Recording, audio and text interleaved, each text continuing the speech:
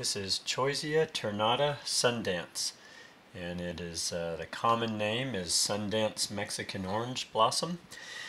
It is an evergreen shrub, hardy down to about 0 degrees Fahrenheit. It gets about 5 to 6 feet tall and wide, and has a nice white flower, which you're going to see in a minute. But what you're looking at already is the chartreuse foliage, which makes this so distinctive.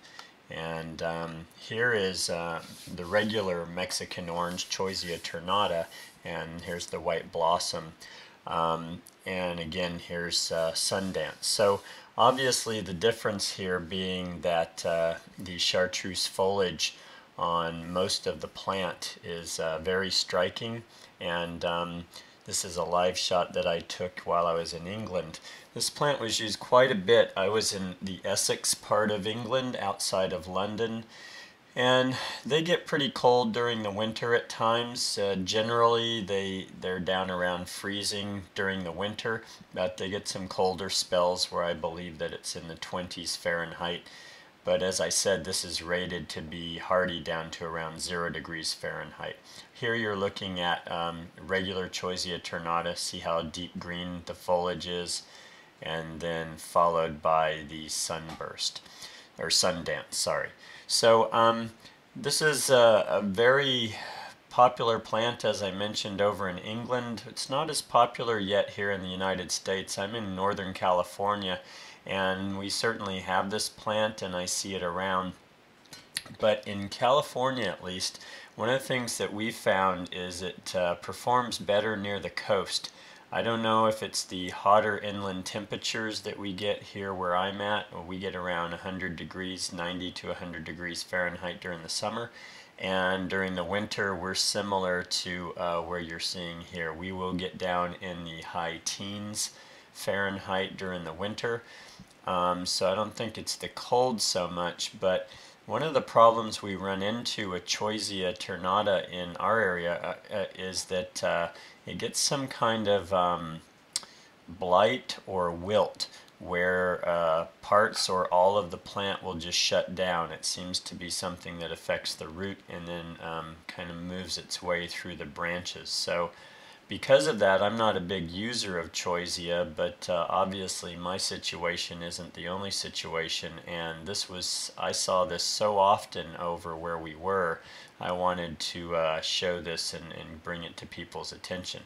Beautiful plant. The chartreuse yellow foliage is very distinctive, and it's kind of used as a specimen shrub in some parts, and then here it's used as a little grouping of 2 or 3 plants along this brick wall.